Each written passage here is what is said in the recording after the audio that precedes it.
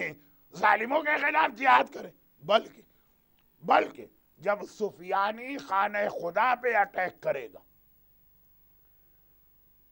اور ایک بہت عجیب حدیث ہے جسے میں کھل کے بیان نہیں کرنا چاہتا ہوں، آپ حضرات خود ہی اپنے ذہن کو میں وہ پکچر لے کر آئیے اور سوچئے کہ کیا کیا اس کے انٹرپریٹیشن ہو سکتے ہیں. فرمایا ظہور امام سے پہلے مکہ مکرمہ ایک حبشی کے کنٹرول میں جائے گا. حبشی مانے بلیک اسکن، کس ملک کا ہوگا، کہاں کی نیشنلٹی ہوگی، یہ نہیں حدیث ہو. امام نے کہا میں اپنی آنکھوں سے دیکھ رہا ہوں کہ خانہ خدا کی چھت پہ ایک حبشی بلیک کلر والا آدمی بیٹھا ہوا شراب پی رہا. اب اس کی ورڈنگ کو اس طرح نہ لیجیے، خانہ خدا کی چھت پہ بیٹھا ہے اور شراب پی رہا. دیٹ مینز مکہ پورا اس کے کنٹرول میں، اور خود شہر مکہ کے اندر کھلم کھلا گناہ ہو رہے ہیں. اس کے بعد پھر سفیانی آئے گا، روضہ رسول کا تو وہ خاتمہ کر دے گا. اس وقت سعودی عرب نے جو مسجد النبوی کا نیا ایکسپینشن پلان پیش کیا، اس میں روضہ رسول کو توڑنا بھی شامل ہے. اور انشاءاللہ ایک مجلس میں تھوڑا سا اس کا ذکر اس لیے کروں گا کہ حج اور عمرے پہ میں اتنے سالوں سے جا رہا ہوں کہ بہت ساری ایسی فرسٹ ہینڈ انفارمیشن ہے جو میرے پاس ہے اور عام لوگوں کے پاس نہیں ہوتی. لیکن وہ بعد میں، ابھی صرف اتنی سی بات کہ سفیانی مسجد النبوی کو ڈیمولش کر دے گا، روضہ رسول توڑ کے پھینکا جائے گا، خانہ خدا پہ اٹیک کرنے آئے گا، تب امام آئیں گے. تو اب دیکھیے اس کا مطلب کیا نکلا کہ امام کو امیجیٹ جہاد کرنا ہے سفیانی کے خلاف. اس نے مدینہ تباہ کر دیا، مکے پہ اٹیک کر رہا. آئے امام سفیانی کا مقابلہ کرنے، اور پہلا جہاد امام کو کرنا پڑا اپنے شیعوں سے جو مکے میں آ گئے تھے. کون شیعہ؟ جو اتنے بے چین تھے اور اتنے ایکسائٹڈ تھے امام زمانہ کو ویلکم کرنے کے لیے کہ ادھر جبرائیل نے کہا مکے میں امام آئے ہیں، یہ دوڑ کے مکے پہنچے، اور پہلا ہی جہاد امام کو ان کے اگینسٹ کرنا پڑا. اب یہ پہلی حدیث جس کی مدد سے ہمارا ٹاپک آگے بڑھے گا کربلا سے امام زمانہ تک. چھٹے امام کے پاس جو صحابی بیٹھے تھے وہ گھبرا گئے. مولا آپ نے جو کہا ہمیں یقین ہے مگر دل قبول نہیں کر رہا. آخر امام کا انتظار کرنے والے شیعہ امام کے اگینسٹ کیوں ہوئے؟ کہا کہ دو ریزنز. پہلا ریزن وہ یہ کہیں گے کہ یہ امام ہمیں جھوٹا امام لگ رہا ہے، شاید گجراتی میں کھوٹا امام کہتے ہیں، یہ جھوٹا امام لگ رہا کیونکہ ایسی باتیں کہہ رہا ہے جو ہم نے آج تک نہیں سنی. شریعت، واجبات، حلال و حرام، لوگوں کو یہ نئی باتیں لگے گی. یہیں سے میری مجلس شروع ہوئی تھی. لیک آف نالج کا نتیجہ یہ ہوگا کہ آج کچھ لوگ مجتہدین پہ اعتراض کرتے ہیں یہ فتویٰ کہاں سے آ گیا، اور کل یہی اعتراض امام پر ہوگا کہ امام یہ حکم کہاں سے دے رہے، ہم نے تو آج تک نہیں سنا. بہت سی اس کی ایگزامپل بھی ہے، لیکن انشاءاللہ ابھی تو جسٹ اسٹارٹ ہے ہمارے سبجیکٹ کا. بس یہ جملہ یاد رکھیے کہ امام کی بتائی ہوئی باتیں لوگوں کو نہیں لگیں گی. مثلا امام کہیں گے کہ خانہ کعبہ کو توڑو اور نیا کعبہ بناؤ. اب وہ نیا کعبہ لوگوں کو اتنی عجیب بات لگے گی کہ امام کے اگینسٹ ہو جائیں گے، لیکن یہ باتوں کی ڈیٹیل آئے گی. دوسری بات، دو چیزوں کی وجہ سے لوگ امام کے اگینسٹ ہوں گے. دوسری بات، کہیں گے کہ امام بڑا اسٹرکٹ ہے، ذرا سی بات پہ پنش کرتا ہے، یہ رحمت للعالمین کا بیٹا تو نہیں ہو سکتا، امام کو تو بڑا پولائٹ ہونا چاہیے. اور کس چیز کا نام ہے پولائٹنس؟ ہم نماز قضا کریں امام ہم سے کچھ نہ کہیں، ہم کسی کا مال کھا لیں امام ہم سے کچھ نہ کہیں، ہم شراب پیئیں امام ہم سے کچھ نہ کہیں. جیسے آج بھی بعض لوگوں کا یہ نظریہ ہے کہ اگر تم نے امام کو مان لیا کوئی بھی گناہ کرو نہ قبر میں پرابلم ہے نہ قیامت میں. اس وقت لوگ امام سے واقعا یہ ایکسپیکٹ کریں گے. جس قوم کا مزاج ایسا ہو جائے کہ اگر ایک اسٹوڈنٹ مجھ جیسا ممبر سے قبر کا عذاب پڑھ دے تو کوئی کہے کہ جہنم والے باپو آ گئے ہیں, کوئی کہے کہ یہ ڈراکولا آف اسلام آ گئے ہیں, کوئی کہہ دے کہ سانپ اور بچھو والے آ گئے ہیں. خالی وہ زبان سے پڑھ رہا ہے, امام تو باقاعدہ بائی فورس ان چیزوں پر عمل کروائیں. کہا ہم ان کو امام نہیں مانتے. یہ دو باتیں. اس دوسری بات کا میسج آپ کو دیکھیں, پہلی بات کا مطلب کیا ہے, لیک آف نالج, جو 2 دن ہمارا ٹاپک تھا. دوسری بات کا مطلب کیا, امام کا لایا ہوا مشن بہت سخت لگے گا. اس کا مطلب کیا کہ اگر امام کے آنے سے پہلے آپ نے اپنے آپ کو چینج نہیں کیا, بھائی امام کے آنے کے بعد کیوں آپ نماز کا انتظار کریں؟ اگر ابھی سے نمازی بن جائے تو امام کے آنے کے بعد نماز آپ کو کوئی مشکل عبادت نہیں لگے گی. ان کو مشکل لگے گی جنہوں نے زندگی میں نماز نہیں پڑھی, اب امام پڑھوا رہے ہیں. مولانا اور ریسیڈنس عالم تک تو بات تھی, وہ خالی ممبر سے کہتے تھے, ایک کان سے سن کے دوسرے کان سے بڑھا جاتے ہی نہیں تھے مجلس میں. اب امام تو بائی فورس نماز پڑھوائیں گے, تو پہلے ہی سے اپنے آپ کو ایسا کیوں نہ بنا لو. چنانچہ یہ 2 چیزیں بہت ہی اہم میسج بنے. پہلا والا میسج اب میں ریپیٹ نہیں کروں گا, لیک آف نالج. جتنا اپنے نالج کو آپ بڑھائیں گے اتنا امام کی تیاری کریں. اور نمبر 2, کیریکٹر کے اعتبار سے پہلے ہی سے ویسا بن جاؤ جیسا امام بنانا چاہتے ہیں. اور یہ ہے وہ 25 چیزیں جو لشکر امام کی بیسک کنڈیشن. وہ 25 باتیں میں نے ان شارٹ آج بتایا تاکہ جو لوگ ویکینڈ کے بعد نہیں آئیں گے کل سے, انہیں بھی ایک قسم کا میسج مل جائے. اور یہی وجہ تھی کہ آپ حسین کے لشکر کو دیکھیے, آلریڈی اتنا وہ اپنے آپ کو چینج کر کے حسین کے لشکر میں آئے ہوئے ہیں. ان کے لیے حسین کا جہاد کوئی مسئلہ نہیں بنا. آپ بتائیے مجھے ایک کمپلین آپ کو لشکر حسین میں نظر آئی کہ کسی نے کہا کہ مولا 3 دن کی بھوک تو بہت زیادہ ہوتی ہے, اب برداشت نہیں ہو رہی. ایک کمپلین کسی نے کہی کہ مولا 3 دن کی پیاس تو بہت زیادہ ہوتی ہے, برداشت نہیں ہو رہی.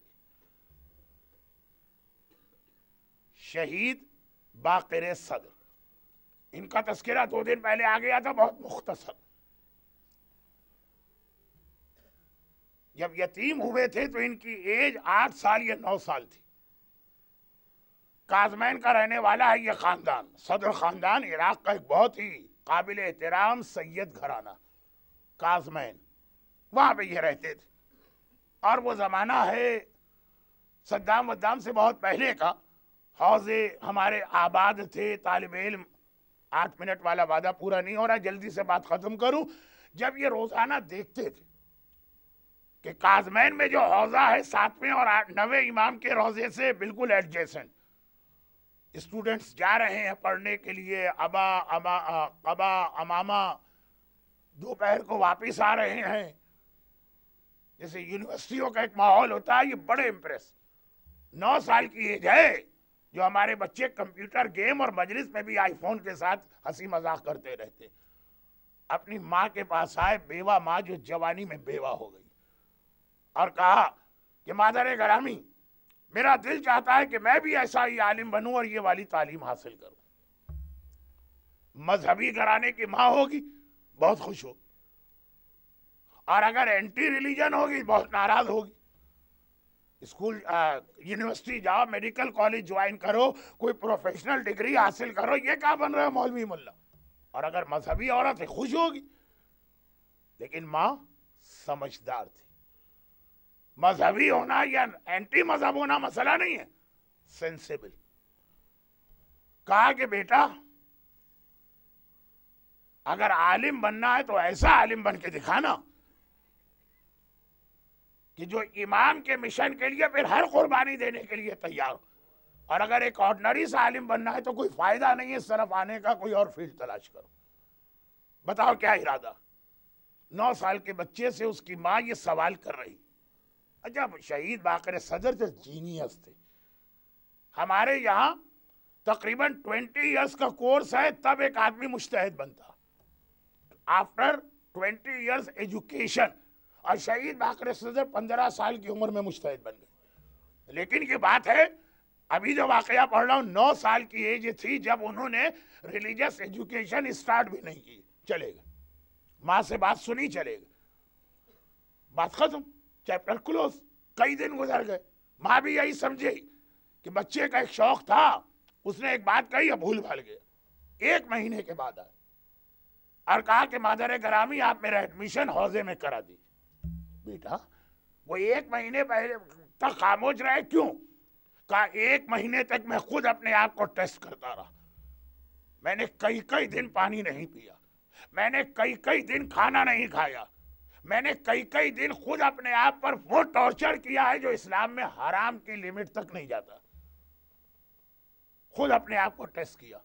جب میں نے دیکھا کہ میں فاقے کر سکتا ہوں، جب میں نے دیکھا میں پیاسا رہ سکتا ہوں، جب میں نے دیکھا کہ ٹارچر مثلا بیڈ روم میں نہیں سو رہے، جا کے سڑک کے اوپر سو رہے ہیں، کہ میں یہ سب برداشت کر سکتا ہوں، اور میں اپنے آپ سے سیٹسفائی ہو گیا کہ امام کے راستے پہ چلنے والے کو جتنے پرابلم ہوتے ہیں میں سب کو فیس کروں گا۔ تب میں نے آ کر اب آپ سے ریکویسٹ کی ہے مجھے حوزے میں داخل کرائی، اور ایسا عظیم مرجع بنا کہ صدام کے اتنے مظالم کو برداشت کیا، ایک لفظ صدام ان سے اپنے فیور میں نہ لے سکا۔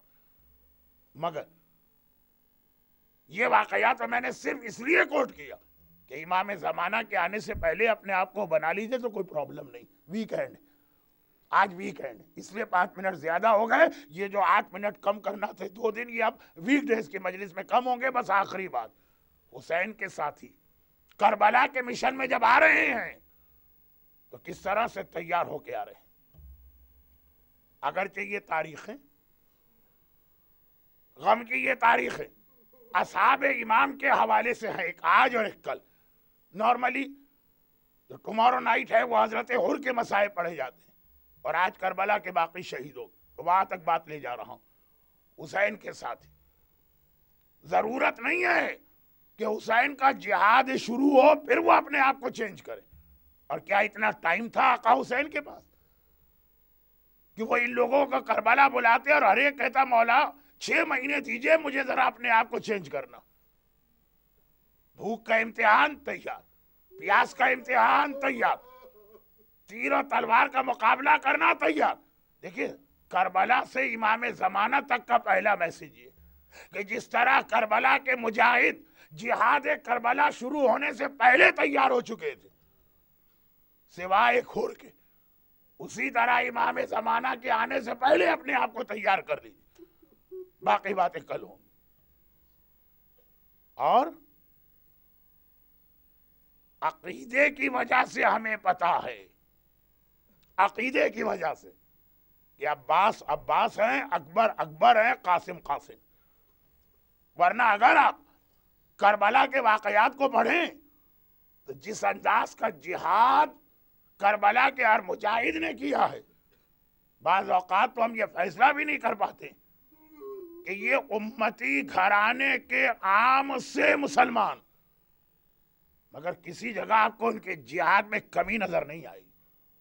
یقیناً ان میں سے کوئی اکبر کے قریب بھی نہیں پہنچتا، لیکن جہاد کا انداز تو دیکھی، خالی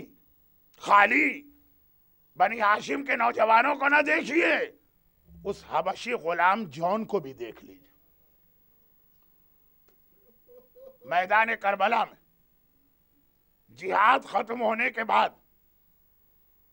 فقط ایک لاشا ایسا تھا جو فوراً پہچان لیا گیا کہ کس کا لاشا ہے، باقی لاشوں کی پہچان نہیں ہو رہی تھی۔ کیوں؟ پہچان یا چہرے سے ہوتی ہے یا لباس سے ہوتی۔ سارے شہید 72 کے 72 سر کاٹ لیے گئے ہیں، لباس لوٹ لیے گئے، صرف ایک لاشا ایسا تھا، اور وہ جون غلام حبشی کا لاشا تھا۔ بدن سے ایسی خوشبو بلند ہو رہی تھی کہ جنت کی خوشبو بھی کیا ہوگی جون کے لاشے کے مقابلے۔ اور کیوں؟ آقا حسین کی ایک دعا. یہی تو ہے تاریخوں میں کہ جان خاندان اہل بیت کے بہت پرانے غلام ساری جوانی اہل بیت کی خدمت میں گزاری. اب بڑھاپا آ چکا, میدان کربلا میں پہنچے, اور جب جہاد کربلا شروع ہوا تو سب سے پہلے آنے والوں میں کہ مولا مجھے بھی مرنے کی اجازت دی. آقا نے ایک جملہ کہا, جان تم نے ساری جوانی ہماری خدمت میں گزار دی, اب ہم نہیں چاہتے کہ بڑھاپے میں بھی تمہیں کوئی مصیبت یا زحمت یا پریشانی ہو, تم چلے جاؤ. یہ لوگ تمہیں روکیں گے بھی نہیں. ایک غلام حبشی کون روکے گا؟ جان کی آنکھوں میں آنسو آ گئے. ایک مرتبہ کہا کہ آقا یقیناً میں نے بہت بڑی بات کہہ دی, مجھ غلام حبشی کو یہ ریکویسٹ نہیں کرنا چاہیے تھی. مولا میں ایسا کہ میرا خاندان حسب و نسب بھی کسی کو نہیں معلوم, میرا رنگ کالا, میرا پسینہ بدبودار ہے. مولا یقیناً اسلام پہ اکبر جیسے ہاشمی شہزادے کو قربان ہونا چاہیے. مولا یقیناً اسلام پہ حبیب ابن مظاہر جیسے وفادار کو قربان ہونا چاہیے. ایک کالے رنگ کا بدبودار پسینہ رکھنے والا جس کے حسب و نسب کا بھی پتہ نہ ہو, اس کا خون ان شہیدوں کے خون کے ساتھ نہیں ملنا چاہیے. مقتل کا جملہ ہے, آقا حسین کی آنکھوں میں آنسو آ گئے. کہا کہ جان جاؤ, میں ان سب سے پہلے تمہیں اجازت دیتا ہوں. اور یہ تاریخ کا فقرہ ہے کہ جب زخمی ہو کے زمین پہ گرے تو وہی حسین جو عباس کے سرانے گئے تھے, وہی حسین جو اکبر کے سرانے گئے تھے, وہی حسین ان دونوں سے پہلے جان کے سرانے آتے ہیں, زمین پہ بیٹھتے ہیں, جان کا سر اپنی گود میں رکھتے ہیں, اور ایک مرتبہ کہتے ہیں اللہم بیض وجہہ, خدا بندہ اس کے چہرے کو نورانی کر دے اور اس کے پسینے کو خوشبودار کر دے. اور ایسی یہ دعا قبول ہوئی کہ شام غریبہ کسی کا لاشا پہچانا نہیں جا رہا, فقط اپنے بدن کی خوشبو کی وجہ سے جان غلام حبشی کا لاشا. سعید ابن جبیر, اللہ اللہ. دیکھیں جب اس طرح سے جہاد کربلا کی پہلے سے تیاری ہو تو پھر اتنا بڑا اسٹیٹس ملتا. یہ جان کو آپ نے سنا, حسین کی گود میں سر ہے اور حبیب سے کہہ رہے ہیں کہ حبیب اس وقت تو رتبے میں تم سے بڑا ہو گیا, تم گھوڑے پر بیٹھے ہو اور میں حسین کی گود میں لیٹا ہوا.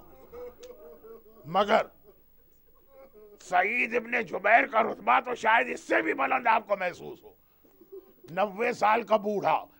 اچھا ہمارے یہاں مشہور ہو گیا ہے کہ حبیب ابن مظاہر بہت بوڑھے تھے, غلط. حبیب تو حسین کے ایج گروپ کے تھے. بوڑھے کا نام تھا سعید, 90 سال کی عمر تھی.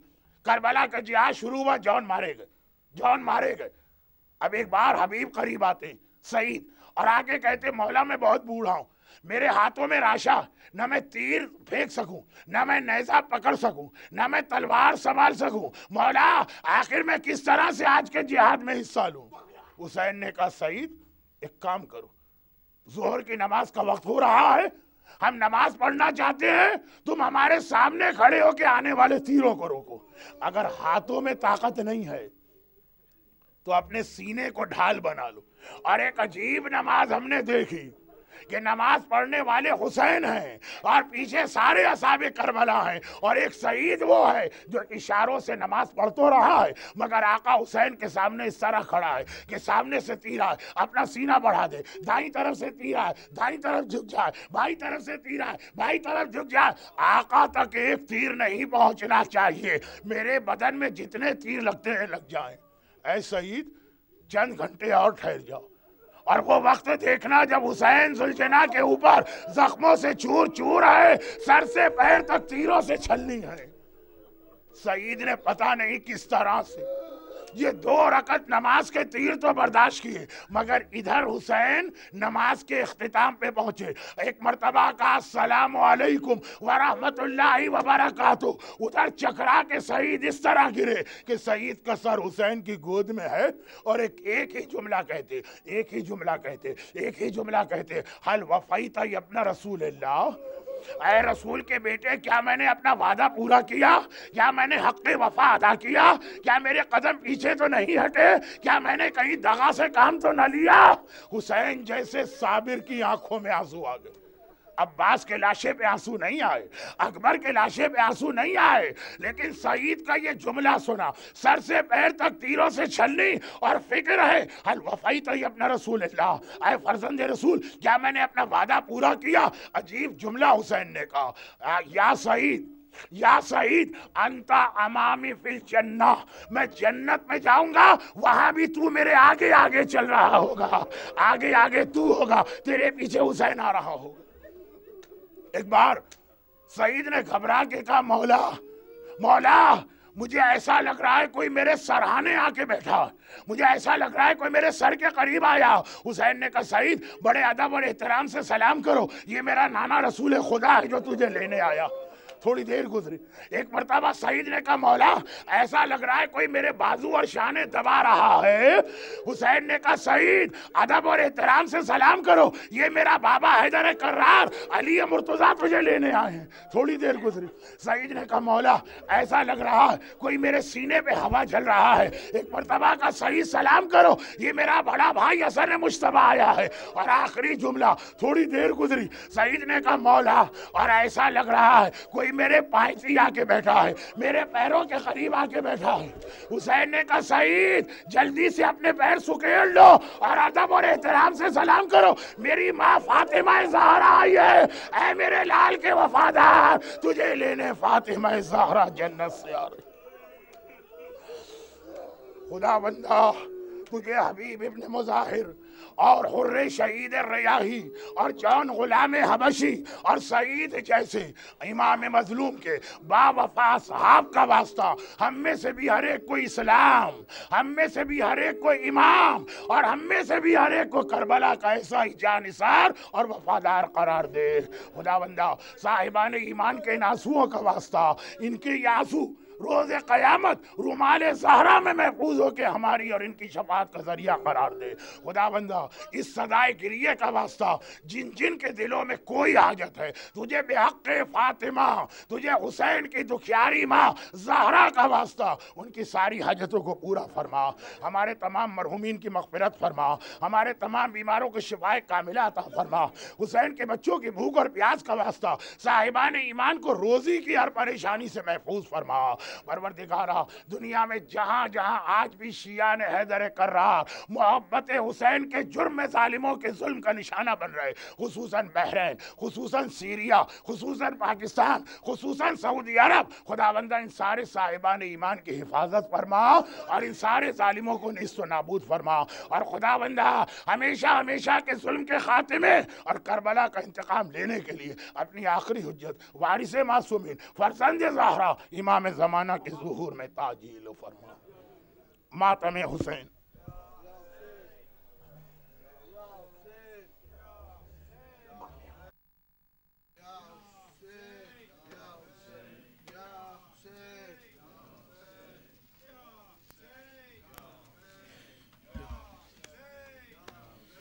یا حسین یا حسین، کربلا کی یہ صدا ہے لا الہ الا اللہ، کربلا کی یہ صدا ہے لا الہ الا اللہ۔ جواب دارو، کربلا کی